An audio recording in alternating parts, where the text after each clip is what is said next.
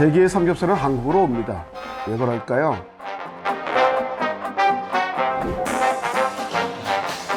오늘은 삼겹살이 국민고기가 된 사연을 알아보겠습니다.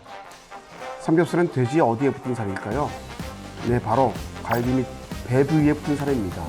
그래서 삼겹살을 배바지살이라고도 합니다. 삼겹살의 이름은 지방의 살코기가 층층이 붙어있기 때문에 붙어진 이름입니다.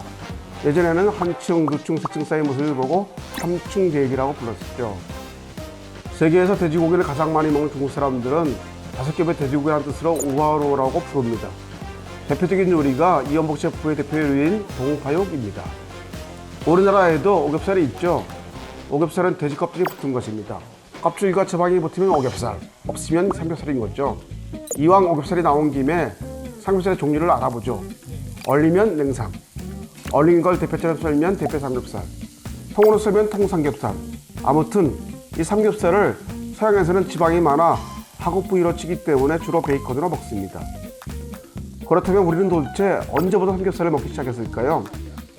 1931년에 쓰인 박신영의 조선요리제법 6판에 있는 세겹살, 배에 있는 고기, 돈육 중에 제일 맛있는 고기가 우리나라 삼겹살에 관한 가장 오래된 기록입니다.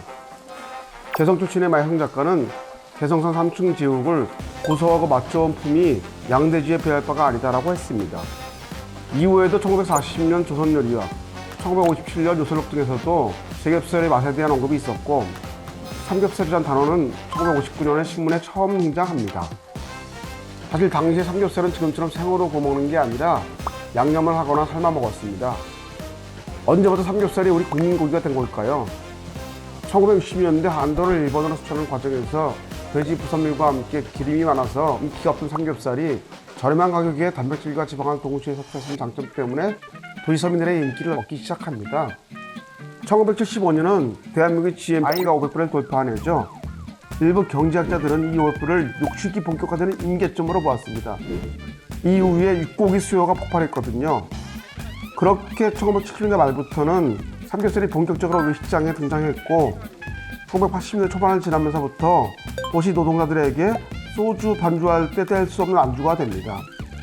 80년대를 지나면서 국내 돼지고기 가공 공장이 본격화되고 프로판 가스와 벌판 같은 도구가 더해지면서 삼겹살의 인기는 더욱 높아졌고, IMF를 거치면서 국민고기로 등극합니다.